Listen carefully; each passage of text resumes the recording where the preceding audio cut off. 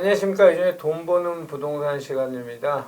내일 모레 뭐 마이삭인가 하는 또 태풍이 강력한 태풍이 온다는데 안전 유의하시고 뭐 준비하실 거 잘 대비하셨으면 좋겠습니다.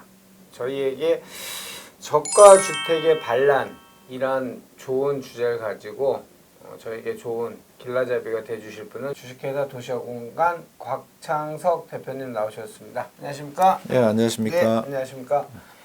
자, 저가주택의 반란 뭐 작년서부터 계속 얘기하셨었던 거죠? 네, 그전에는 예고편이었고 그렇죠. 이제 본편이 시작이 됩니다. 그 축구 경기 후반전 얘기할 때 벌써 작년이니까 이게 네. 다 일맥상통하는 주제였었잖아요. 예, 그렇습니다.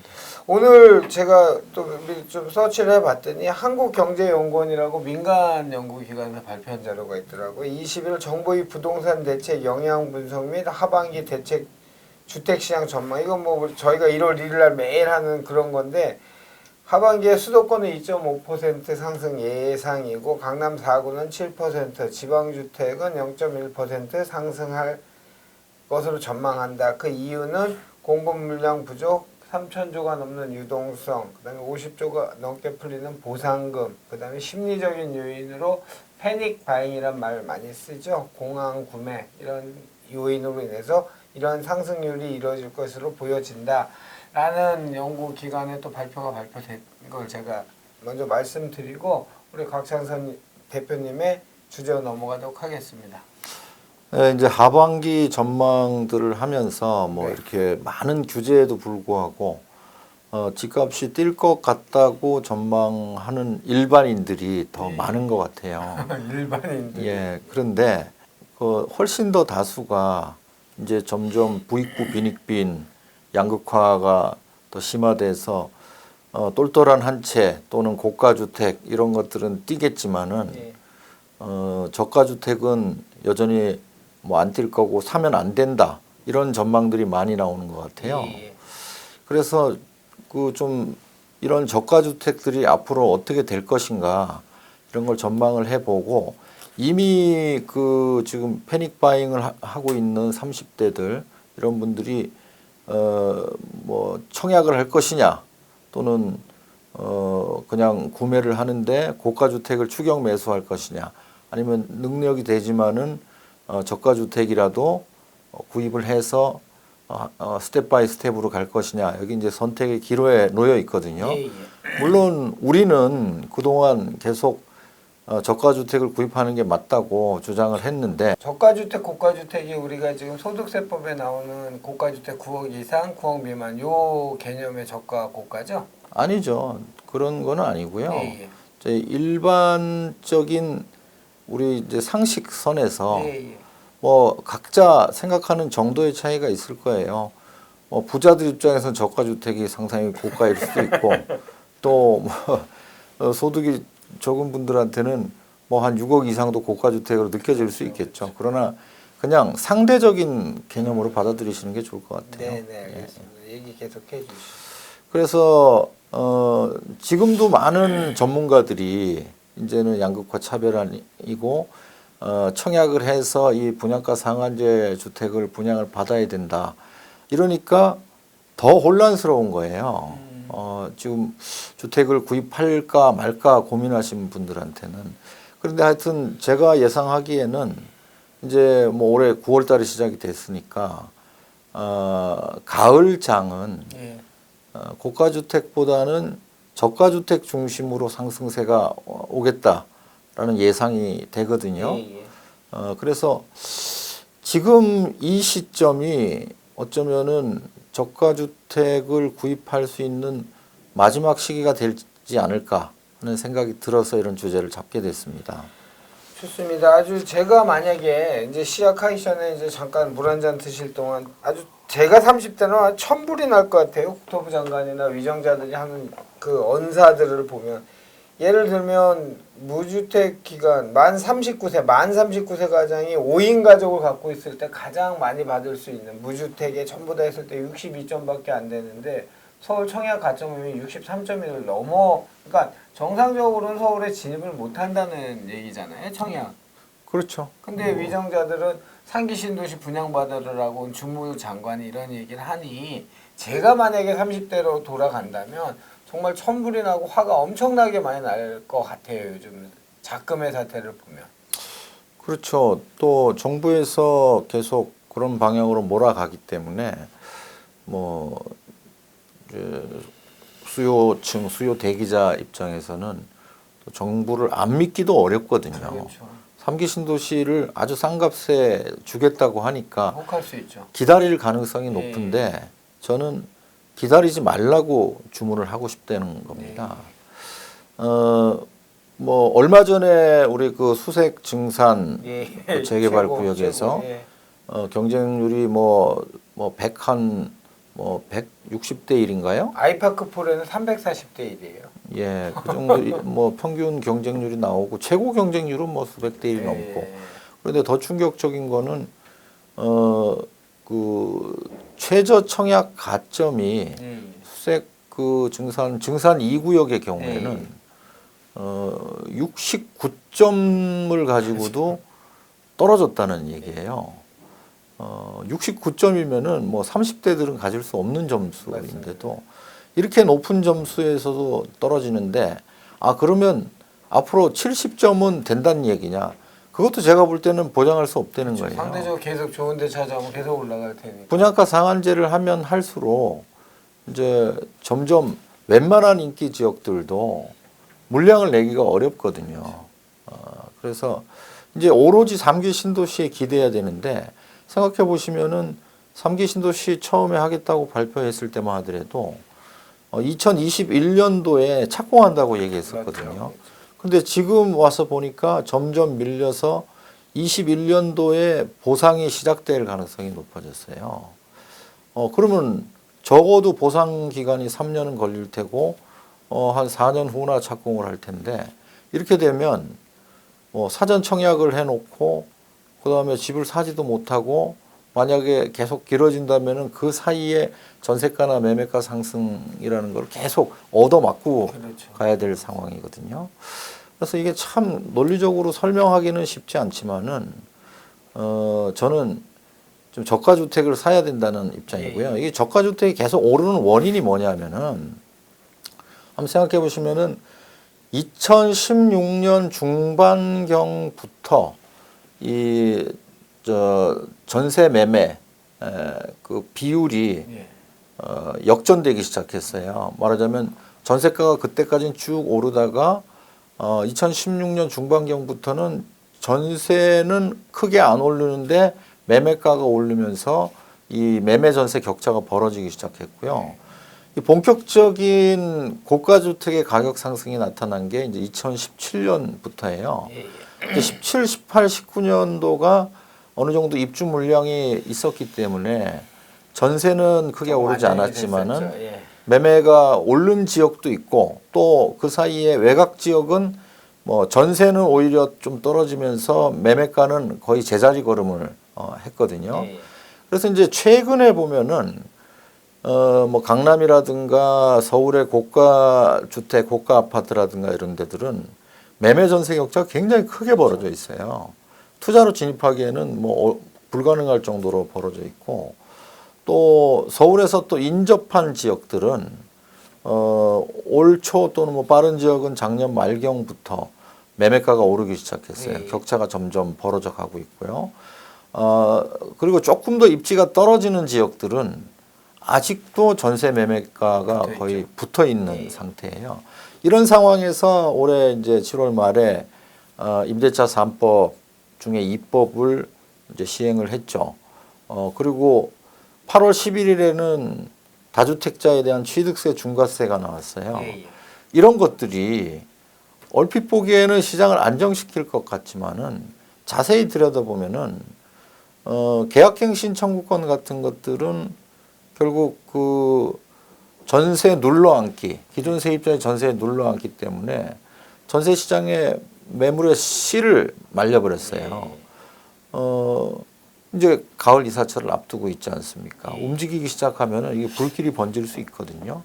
거기다가 8월 10일 날 그 취득세 중과의 경우에도 이러면은 투자자들이 진입하지 않아서 좀 가격을 안정시키겠구나 하고 착각하기 쉬운데 실제로는 투자를 불가능하기 때문에 집을 사서 전세 내놓는 형태가 사라져 버리거든요. 물량이 없어져 버려. 그러면 그나마 나올 수 있는 전세가 더 이상은 안 나와요. 예. 말하자면 그렇지 않아도 수급 문제에 의해서 입주량이 줄면서 전세가가 상승하는 장이었는데 임대차 3법을 하면서 전세가에 불을 붙였고 거기에다가 취득세 중과까지 하면서 휘발유를 끼얹은 상황이에요. 이렇게 되면은 전세가 크게 오를 수밖에 없는 상황입니다. 그러면 전세가 크게 오를 때 보면은 그동안 전세 매매가 격차가 벌어진 곳들, 고가 주택들, 고가 아파트들은 크게 상승할 여지가 없지만 전세 매매가 붙어 있는 것들, 저가 주택의 경우에는 밀려 올라갈 공산이 매우 크다는 거예요. 왜냐하면 붙어 있으니까 전세가 오르면 매매가 밀려 올라가지 않겠습니까?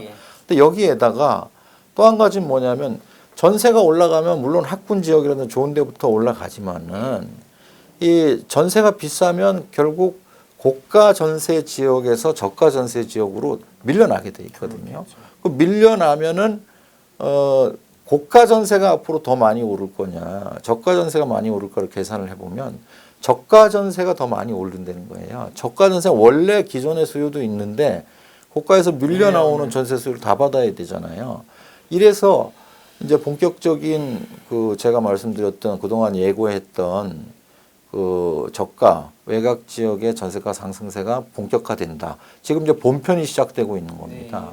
아마 이번 주부터 뭐 이렇게 시작되지 않을까 싶은데 그럼 여기에서 투자자들, 다주택자들은 이제는 뭐 투자 전략이라는 게 있을 수가 없어요. 뭐 취득세를 그렇게 많이 내고서 투자를 한다는 거는 불가능하고 그러면 이제 무주택자들이 어떤 액션을 해야 되는데 청약을 기다릴 거냐 아니면은 요즘 말로 뭐 영끌 해가지고 뭐 강남이나 고가주택을 한번 질러야 될 것이냐 아니면은 그냥 그 저가라도 사야 될 것이냐 제가 볼 때는 저가를 사는 게 좋은데 그 중에서도 보시면 평형대별로 규모별로 보면은 20, 30평대들은 어느 정도 가격이 반영이 됐어야 오른 것들이 있는데 40평대 이상 중대형, 중대형 평수 외곽 지역들이 아직은 기회가 있는 것 같아요. 그런데 이거를 기회라고 전혀 느끼지 못하는 거예요. 그 과거 기억상 뭐 예전에 큰 거 외곽 지역에 사놨더니 망했다. 그렇죠. 이런 기억을 갖고 있으니까. 다 알고 있는 기억이죠. 예, 시장은 그 계속 그 순환되고 반복되는 건 맞지만은 똑같지는 않아요. 정도의 차이가 있는데 과거에는 그런 40, 50평대를 많이 지었기 때문에 크게 떨어지는 그렇죠. 계기가 됐었지만은 비쌌고요. 지난 10년 이상 안 지었기 때문에 이제는 외곽 지역이라 하더라도 큰 평수들이 가격 상승이 뭐 올 뿐만 아니라 쉽게 떨어지지도 않을 것 같아요. 그래서 지금 무주택자들한테는 이런 기회가 눈앞에 와 있습니다. 그러나 이 기회를 제가 알려드린다고 해서 잡을 사람이 많지는 않을 거라는 걸 알아요. 그러나 한 1년만 지나보십시오. 제가 보기에는 그때 방송이 정말 중요한 방송이었구나 하는 것을 아시게 될 것 같습니다. 여기서 이제 한시적 1주택 또 시장 문이 좋고 어쨌든 무주택자 분들이 타겟이 되겠네, 대상이 되겠네요. 그렇죠. 그렇죠? 지금 뭐 다주택 규제를 한 결과 대출이나 오로지 그 전제는 현찰을 갖고 있는 1주택자이라면 한시적 2주택을 노려볼 만도 한데 그게 아니라면은 무주택자들이 어쨌든 타겟이 그 대상이 된다고 봐야 되겠네요. 그렇죠. 제가 말씀드리는 건 뭐 2주택 이상 다주택자한테 말씀드리는 게 아니고 무주택자의 구입이라든가 이제 1주택자가 집을 넓혀가는 선택을 할수록 더 좋을 것 같다. 그쵸. 이 말씀을 드리는 거죠. 그래서 놓치지 마십시오. 이제 시작되고 있거든요. 보통 보면은 이제 그 바닥에서부터 상승하면은 한 뭐 2배 반 정도 오르면 보통 멈추게 되는데 고가 주택들의 경우에는 거의 뭐 도달했거나 넘어서 있거든요. 지금 저가 주택은 이제 시작입니다. 특히 큰 평수는 더더욱 기회가 많을 거로 보입니다. 이 중대형 같은 경우에는 뭐 예전에 우리가 알고 있는 그 일산 고양이 일부 지역이나 용인 일부 지역 등 그때 당시에는 공급이 너무 많았고 예. 또 중대형 자체가 시기적으로 그 가구 수 대비 너무 공급이 많은데 또 분양가도 너무 비쌌고 이제 이러다 보니까 악성 미분양이라는 이름은 오랫동안 있었는데 그리고 이후서 12년 13년도부터는 중대형 공급이 거의 이제 그 전무후무할 정도로 양이 적었죠. 공급량이. 그러다 보니 이제는 그 아이들이 그때 아이들이 커서 20평대 5구나 8호에 살던 사람들이 아이들이 크고 자라서 집을 넓혀가야 되는 시기가 왔는데 공급이 없다 보니 기존의 중대형 인프라나 이런 것들이 잘 돼 있고 또 그 이후에 많은 SOC의 변화들이 있었잖아요. 뭐 철도라든지 전철에 굉장히 공급이 공급망이 좋아졌기 때문에 그로 인한 수혜 지역들 수도권 중대형 중저가 뭐 이런 것들 눈여겨봐라 그렇게 이해하면 되겠죠. 네, 그때하고는 지금 상황이 많이 바뀌어 있고요. 뭐 방금 뭐 가격이 비싸냐 싸냐 이거를 그거는 뭐 상대적인 개념인데 그렇죠. 어느 정도는 수치화시킬 수 있는 거는 현재 외곽 지역의 그 매매가 수준으로는 도저히 신규 공급이 일어날 수 없는 그렇죠. 수준이에요. 맞습니다. 근데 분양가 상한제라는 게 거기 맞춰서 공급하라는 거거든요. 앞으로 못 짓는다는 겁니다. 오로지 3기 신도시만 기다려야 되는데 3기 신도시가 정상적으로 진행될지에 대해서는 아무도 알 수가 없는 거예요. 너무나 이 거대 공룡이다 보니까 이 공공에서 공급하는 거고 또 가격을 억지로 낮춰야 되는 거라서 시장 기능을 훼손하는 공급이 있기 때문에 시간이 오래 걸릴 수도 있다는 점, 이 점을 염두에 두셔야 될 것 같습니다. 자, 오늘 주제는 저가주택의 반란이라는 주제를 잡았고요. 그 일단 위정자들 주무부서 장관님이 얘기했던 3기 신도시 지금 기간이 우리 최초의 그 공급 대책을 발표했을 때 2021년 분양 시작해서 13년, 14년 입주라고 했는데 뭐 지금 기간으로 봐서는 그 기간은 턱도 없을 것 같고요. 그 기간을 늘어진 만큼 무주택자나 젊은 분들이 30대라고 하는 분들이 청약 가점을 높이면서 기다려서 내가 당첨이 돼서 외곽으로 갈 것이냐 또는 영끌이라고 표현 뭐 그거는 주무부서 장관도 그런 표현을 했는데 영끌이라고 해서 안타깝다 표현했는데 높은 고가주택이 있는 지역으로 갈 것이냐 아니면 조금 떨어졌지만 뭐 생활권으로 따져야 되니까 그렇게 불편하지 않은 지역 저가주택을 갈 것이냐라는 주제를 다뤄봤고요. 그 지금 강남 한번 생각해 보시면 너무 쉽죠. 뭐 전세가하고 매매가하고 어마어마한 격차가 나 있잖아요. 젊은 분들 들어가기 참 힘든 시장이고 일단 단위 가격 자체가 높고요.